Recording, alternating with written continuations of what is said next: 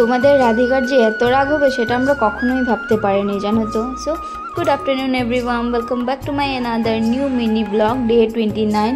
তো এই দেখো ওর দুইজন দিদি যাচ্ছে ওদের ঠাম্মার করে, আর ও দেখো কীভাবে কান্না করছে, মানে কি বলবো, ওদেরকে যেতে দেবে না এই জন্যে আর কি। তো চলো ওরা যাবে কিন্তু চিকেন খেতে। আমরা যেহেতু আমাদের ঘরে চিকেন হয় না, মাছ মাংস ডিম এগুলো আমরা খাই না, তো যার জন্য ওদের ঠাম্মা বলেছে আর কি যে ওদের ঘরে চিকেন হয়েছে, তো ওরা দুই বোনকে পাঠিয়ে দিতে। তো ওরা যাচ্ছে ওদের পাপার সঙ্গে চিকেন খাওয়ার জন্য। ওরা আজকে মেবি আসবে না, কালকে আসবে। টাইমটা আমার এই মুহূর্তে ঠিক মনে পড়ছে না। আর স্কুল ব্যাগ নিয়ে যাওয়ার কারণ একটাই, যেহেতু ওদের টিউশন রয়েছে, স্কুল রয়েছে, তো হোমওয়ার্ক যেগুলো আছে ওগুলো ওরা খাওয়া দাওয়া করে ওখানেই করে নেবে। আর আস্তে আস্তে তো বোরের সঙ্গে আসবে, তো অনেকটা রাত্র হয়ে যাবে, তো হোমওয়ার্ক করার টাইমটা পেয়ে যাবে ওরা। এদিকে দেখো আমার মেয়ে আমাকে টাটা দিচ্ছে, একটা ফ্লাইং কিসি দিয়ে দিল, তো টাটা। তো ওদেরকে ছেড়ে তোমাদেরকে একবার আমি রাধিকাকে দেখাচ্ছি, দাঁড়াও যে রাধিকা কি করছে। রাধিকার অবস্থাটা যদি তোমরা দেখো, মানে কি আর বলবো তোমাদেরকে। তো ঝটপট করে দেখো ওদেরকে বিদায় দিয়ে এবার চলে এলাম ঘরে, দরজা ছিটকিটা মেরে নিয়েছি।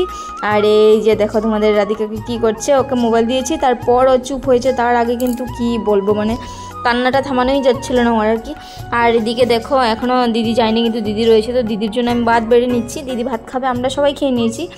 দিদি যেহেতু কাপড় ধুয়ে ওগুলো শুকোতে দিয়ে মানে দিতে গেছিলো আর কি, তো এখন দিদি ভাত খাবে, দিদির জন্য ভাতটা বেড়ে নিচ্ছে। আর আজকে জানো তো কীভাবে না দিদির হাতটা একটুখানি কেটে গেছে, তো দিদি দেখাচ্ছিল আমাকে আর কি যে এই দেখো আজকে আমার হাতটা কেটে গেলো, সবজি কাটতে গিয়ে না কি করতে গিয়ে বলেছিল, যাই হোক।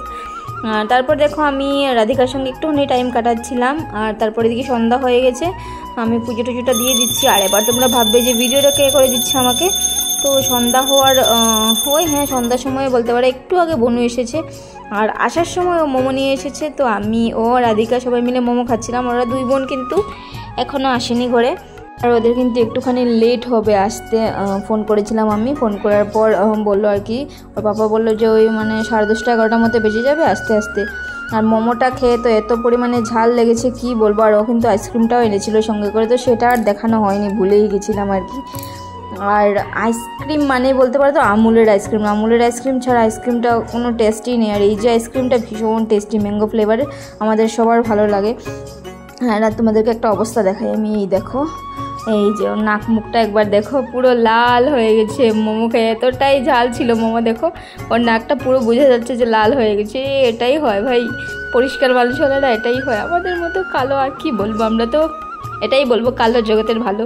হ্যাঁ, আর তারপর এদিকে দেখো আম কেটে নিচ্ছি, ও আমও নিয়ে এসেছিলো। আর এখন কিন্তু অনেকটা রাত হয়ে গেছে, 8টা মতন বেজে গেছে হবে। আমটা খেয়ে তারপর রান্নাবাড়া করবো, যেহেতু ওদের আসতে একটুখানি লেট হবে, তো যার জন্য ভাবলাম যে ধীরে সুস্থে রান্নাটা করবো, এখন আমটা খেয়ে নিতে। চলো মিনি ব্লগ কেমন লাগলো কমেন্টে অবশ্যই জানিও।